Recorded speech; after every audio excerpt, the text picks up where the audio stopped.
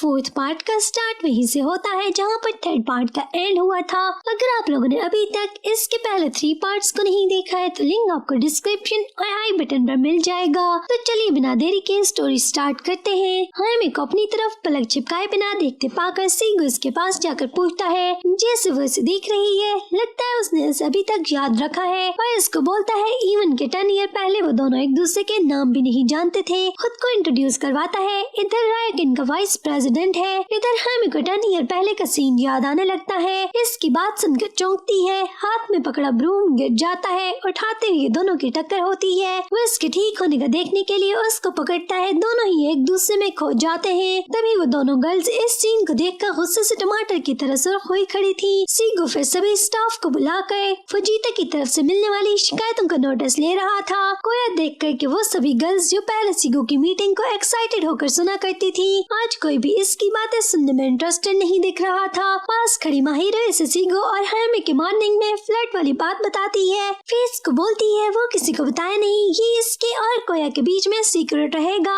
और पिछली 2 रात के सीगू के हायमे को गोद में उठाने वाली बात बता देती है। कोया का सुनकर पेट भारी हो गया था तो जल्दी से ये बात अपने नेक्स्ट खड़े बॉय के कान में घुसा देता है। वो सुनकर चीखता है क्या ब्राइडल स्टाइल।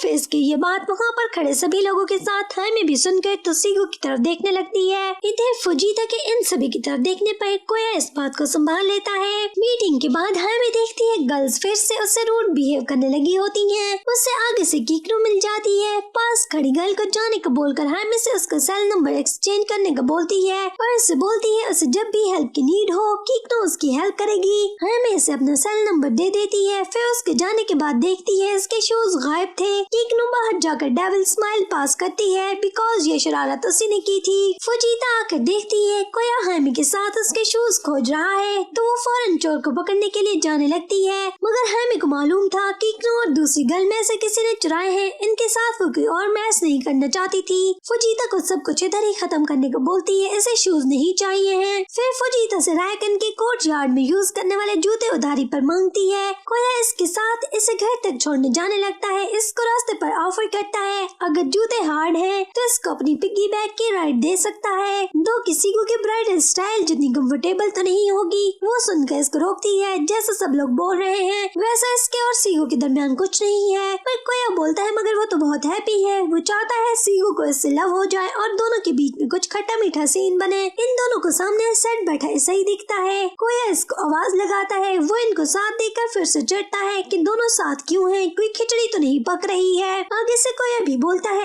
ऐसा ही समझो अब से हम दोनों से क्लोज ही दिखेंगे। वो हायमे के पाँव में दूसरे जूते देखकर वो जो पूछता है कोया इसको बताता रहता है कि इसके कुलीग ने इसे बुली करने के बाद इसकी चीजें भी चोरी करना स्टार्ट कर दी है। इसे को सुनकर गुस्सा करते देखकर हायमे कोया को बताने से मना करने लगती है। तभी सीगू भागता हुआ इनके पीछे आ जाता है। इससे फुजीता से हायमे की जूती चोरी होने का पता चला था। सीगू बोलता है मिस्टेक उसी की थी। जिसे सुनकर तो कोया फौरन से बोलता है बिल्कुल ठीक बोला, मिस्टेक तो उसी की थी ना कि मॉर्निंग में हायमे को हग न करता, ना गर्ल्स देखती, इनको मिसअंडरस्टैंडिंग न होती और फिर ना ही हायमे की जूते चोरी होते। इसे ही सुनकर सीगू ने हायमे को हग की थी। चीखता है सीगू की हिम्मत कैसे हुई इसे छूने की। हायमे से ठंडा करवाती है। कोया वैसे ही झूठ बोल रहा है, इन दोनों ने कोई हग नहीं किया था। इसे ही सीगू की आंखों में आंखें डालकर हायमे से पूछता है क्या वो सीगू के साथ जूते बाय करना जाना चाहती है। फिर वो बोलती है नहीं, खुद बाय कर लेगी। जिस पर सीगू को बोलता है देख लिया वो तुम्हारे साथ नहीं जाना चाहती है। फिर हायमे जो कि सीगू को सॉरी कर रही थी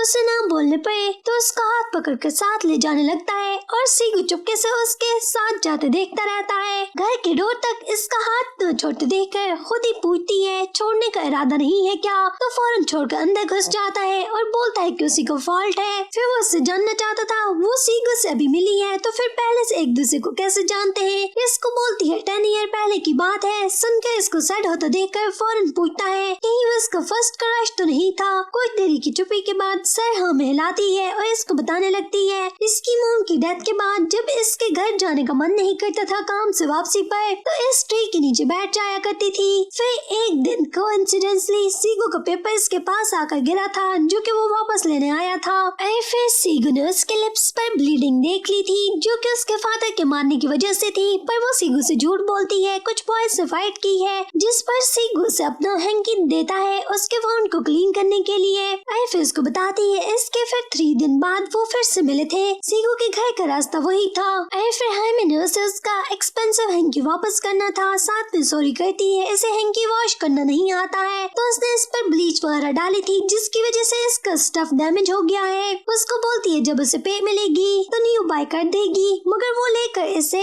रिलैक्स रहने का बोलता है कि उसे कोई प्रॉब्लम नहीं है, इवन कि वो हैंकी तो इसे गिफ्ट कर देगा तो वरी न हो। फिर इधर से इन दोनों ने इकट्ठे वहाँ पर ट्री के नीचे हैंग करना स्टार्ट किया था। जब भी दोनों स्कूल से वापस आते थे दोनों यहीं पर एक दूसरे से मिला करते थे। सही को बोलती है उसने सीगू से फर्स्ट समय इसलिए बात करना स्टार्ट की थी, उसे पता चला था कि वो रिच है और इसके ड्रीम रिच पीपल के स्कूल में पढ़ता है, तो वो इससे इसके फेवरेट स्कूल की स्टोरीज जानना चाहती थी और इसके रिच लाइफ को जानने के लिए वो क्यूरियस थी। फिर वो देखती है इसे इसकी सभी बातें सुनकर एकदम चुप था। वो जब पूछती है तो बोलता है कहने के लिए कुछ नहीं है पास, तो क्या बोले। फिर इसको इससे आगे की स्टोरी को भी जारी रखने का बोलता है, पर वो जैसे ही बताना स्टार्ट करती है तो उठकर वहाँ से जाने लगता है। उसे लगता है शायद उसका इंटरेस्ट कम हो गया है, मगर उसने वहाँ पर कुछ देख लिया था और था क्या डोर के पीछे ग्रैनी गंदी सरकार के साथ छुप छुप कर इनकी बातें सुन रही थी।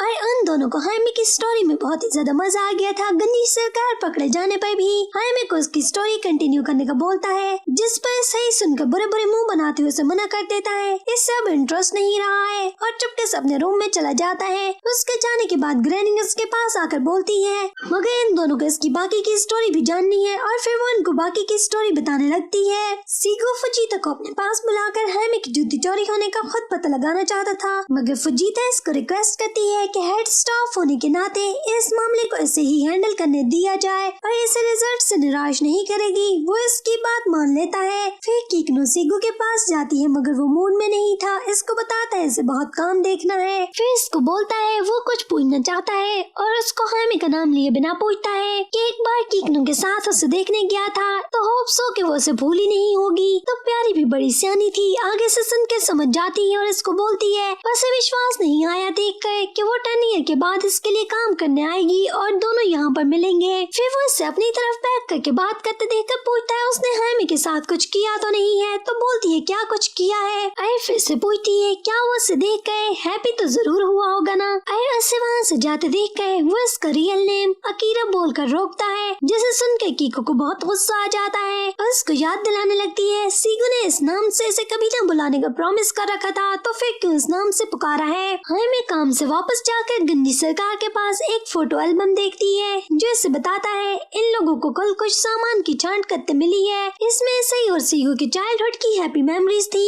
वो युष्टेरा से पूछने लगती है दोनों यहाँ तक तो बहुत क्लोज लग रहे हैं, तो फिर दोनों के रिलेशन खराब कब हुई है। वो इससे बताने लगता है कि वैसे तो दोनों भाई एक दूसरे से बहुत लव करते थे, मगर इनकी मॉम के अचानक डिसअपीयर होने के बाद से दोनों के हालात खराब हुई है। मगर तभी इसे स्कूल से वापस आते हुए इनकी बातें सुन लेता है और फोटो एल्बम को बंद करते हुए हाइमे को गुस्सा करता है इसकी लाइफ में ज्यादा घुसने की कोशिश न करे, अगर इसकी वजह से इसे गुस्सा आया तो घर से फौरन बाहर निकाल फेंकेगा। वो जानबूझकर इसको चिढ़ाती रहती है, उसको पूछती है मगर इसकी गेम का क्या होगा। अगर इसे घर से बाहर निकालना है तो फिर तो इसे अपनी गेम को जल्दी से फिनिश करना होगा, बिकॉज इसके बाद तो उसे डेट चुकाने के लिए कहीं नहीं मिलेगी। तो इसको बोलने लगता है ठीक है अगर वो इनके शिटी रैकन के किसी गेस्ट की इंसल्ट करेगी तो इसे 1 मिलियन जेन देगा, और अगर इसके भाई सीगोसामा की बहुत सारे लोगों के सामने पैंट्स उतार कर नंगा करेगी तो 3 मिलियन जेन देगा। गंजी सरकार उसकी बात सुनकर चिच करने लगता है ऐसे तो सीगू की रेपुटेशन खराब हो जाएगी और रायकन पर भी बुरा असर पड़ेगा, पर वो बोलता है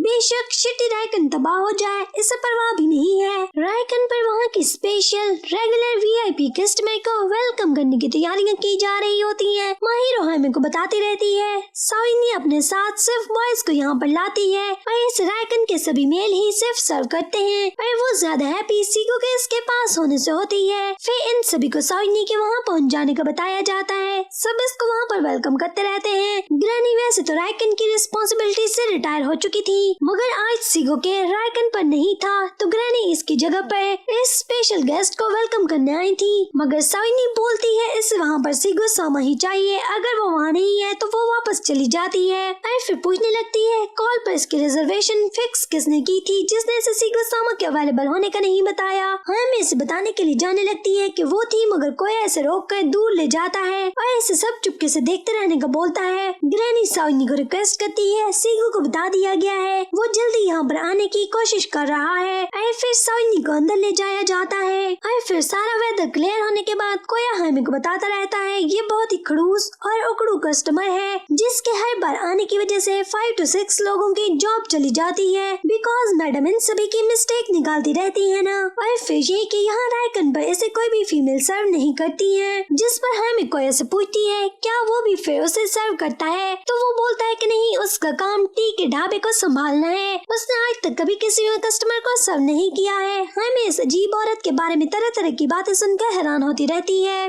फिर इनके सामने दो गर्ल्स साइनी के लिए खाना दो बॉयज को लेकर जाने का बोलती हैं, मगर वो डरे खड़े थे और खाना लेकर नहीं जाना चाहते थे, बिकॉज अभी ताज़ा ताज़ा अंदर से बेइज्जती खाकर आए खड़े थे। हमें आगे जाकर वो खाने की प्लेट्स अंदर ले जाने लगती है। कोई ऐसे रोकना चाहता था मगर वो जा चुकी थी। जब अंदर खाना सर्व करने जाती है साइनी से देखकर गुस्सा करने लगती है, फिर उसको बोलती है कि क्या वो मेल है जो उसे सर्व करने आई है, पर हमें उसे कूल और काम रहने की रिक्वेस्ट करती है कि नहीं, वो मेल तो नहीं बल्कि फीमेल ही है। मगर कॉल पर उसके रिजर्वेशन सेट करने वाली वो थी, इसे सीगो के बिजी होने का उसने नहीं बताया था, बिकॉज इसे यहाँ पर अभी काम करते हुए सिर्फ मंथ हुआ है, तो वो नहीं जानती थी कि वो कोई वीआईपी कस्टमर है, तो वो बाकी लोगों को बुली करना बंद करे। फिर साइनी से इतना ज्यादा बोलते देखकर उसको बोलती है जरूर वो ग्रैनी के बोलने पर ये सब कहने आई है, मगर हमें उसे क्लियर करती है वो जो भी कर रही है या बोल रही है वो खुद ही कर रही है, इसे किसी ने ये सब करने के लिए नहीं बोला है। और फिर साइनी को बोलती है वो इसे जो भी करने का बोलेगी हमें करेगी,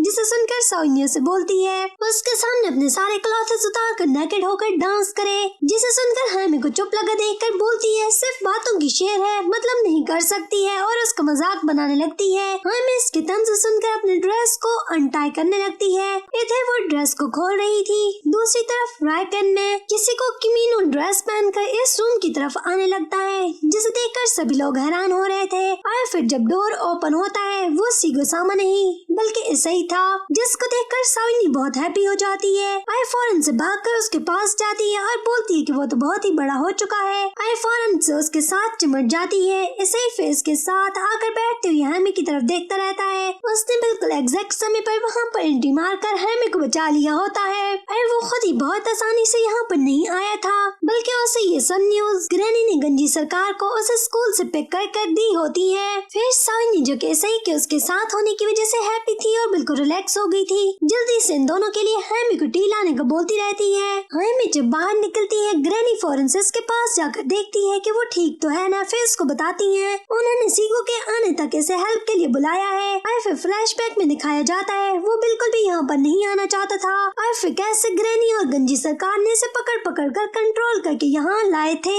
वो तो बिल्कुल मानकर ही नहीं दे रहा था, इनको बोल रहा था कि वो माइनर पर जुल्म कर रहे हैं, इन पर केस ठोकेगा, वो ऐसा नहीं कर सकते हैं। आई बिल्कुल भी रायकन में कदम रखने के लिए मानकर नहीं दे रहा था, मगर फिर जब माहिरो भागकर वहाँ पर आकर इन सभी को हैमी के अनड्रेस होने वाली बात बोलती है, जिसे सुनकर तो ऐसा ने फौरन से अपना माइंड चेंज कर लिया था और फौरन से किमीनो पहनकर रायकन में सर्व करने के लिए रेडी हो गया था, जिसे सुनकर हैमी सही से काफी इम्प्रेस होती है। तभी हैमी को सही का टेक्स्ट दिखता है जिसमें से बोल रहा था नेक्स्ट समय सबके सामने से हग करेगी और फेस पर स्लैप करेगी। उसका टेक्स्ट पढ़ के बोलती है कि क्या करे वो इस लौंडे का, आखिर तो ये सब वो इस गेम को करने के लिए रेडी हुआ था। फिर कीकनो हैमी को कॉल करके बोलती है उसने सुना है कि वो क्राइसिस में है, तो क्या इसकी हेल्प की नीड है इसे। तो हैमी जल्दी से ग्रैनी की तरफ मुड़कर देखती है। इधर साइनी इसे को याद दिलाती है वो बहुत छोटा होता था जब इससे मिली थी और फिर से पता चला था उसने अपनी मॉम की वजह से 10 ईयर से फिर कभी रायकन में कदम भी नहीं रखा था, तो वैसे तब से देखने के लिए बहुत ही क्यूरियस थी।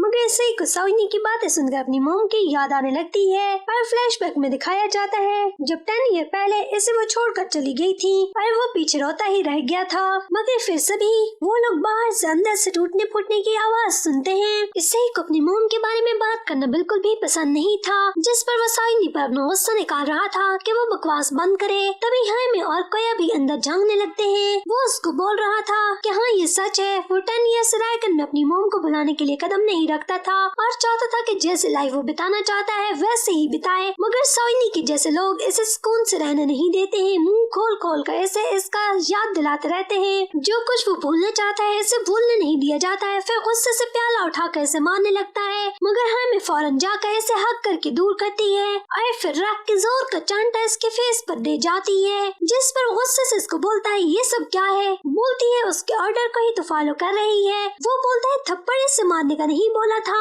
उसने, जिस पर वो उसे बोलती है पर तुमने क्लियर ही नहीं किया था कि ये थप्पड़ मुझे साइनी को मारना है। और इसको फिर से साइनी की तरफ झपट्टे मारते देखकर तो इसको कवर कर लेती है। फिर कोया वहाँ आकर अपना फ्लैट का हुनर दिखाता है और साइनी को अपनी बातों से आराम कर लेता है। साइनी इस न्यू लौंडे को अपने पास देखकर बहुत हैप्पी थी। इससे पहले उसने कोया को यहाँ पर नहीं देखा था। हाइमे ने इसे के मुंह पर हाथ रखा हुआ था ताकि वो कुछ न बोल सके। फिर हाइमे देखती है कि इग्नू भी वहाँ पर अचानक से आ जाती है, जिसे देखकर साइनी की हैप्पीनेस डबल हो जाती है और किग्नू को वहाँ पर देखकर इसे को फिर से खुजली होने लगती है, मगर वो उसको रोक देती है। और फिर साइनी जो कि काम और रिलैक्स हो चुकी थी हाइमे को भी अपने साथ इनकी महफिल ज्वाइन करने को बोलती रहती है और इसे डरते देखकर बोलती है फिक्र न करे, वो इससे कोई लेक्चर नहीं देगी। हाइमे जल्दी से ऐसे ही को धक्का मारकर फौरन से वहाँ पर बैठ जाती है बिकॉज वो उस चांस को मिस नहीं करना चाहती थी। किग्नू ट्रेडिशनल परफॉर्मेंस करती रहती है। साइनी हाइमे को बताती रहती है कि हाइमे बिल्कुल ऐसे ही की मॉम की तरह दिखती है, वो इनकी याद दिलाती है। वो भी बिल्कुल इसी की तरह थी,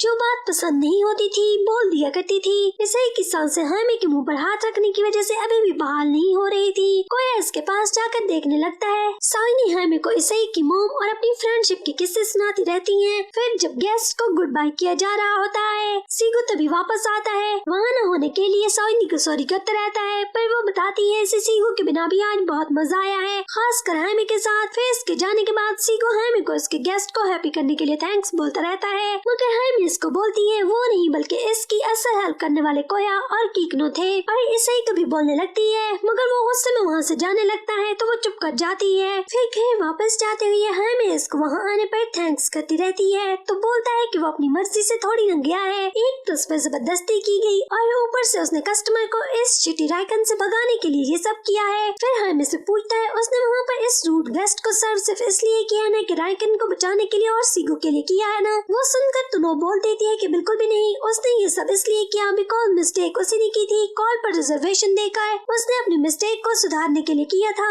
मगर इसको पकड़कर उसका फेस अपनी तरफ करके बोलता है कि वो झूठ बोल रही है, अगर बोल रही है तो वो फेस उसकी तरफ करके आंखों में आंखें डालकर बोले कि जो भी बोल रही है ये सच है, उसने ये सब सीगू के लिए नहीं किया है। फिर दूसरी तरफ दिखाया जाता है कि इग्नू सीगू के पास जाकर उसे बोल रही थी उसने ये सब सीगू के लिए किया है और रिवार्ड मांगती है, और रिवार्ड कुछ और नहीं बल्कि सीगू की किस होता है। सीगू उसके क्लोज होता है और फिर इसी के साथ 4th पार्ट का यहीं पर एंड होता है। तो लवली बडीज बहुत जल्द मिलते हैं 5th पार्ट के साथ। अगर आप लोगों को ये स्टोरी अच्छी लगी हो देन वीडियो को लाइक कर देना और मज़ीद रोमांस के एक्सप्लेनेशन जानने के लिए चैनल को भी सब्सक्राइब कर देना। Thanks for watching.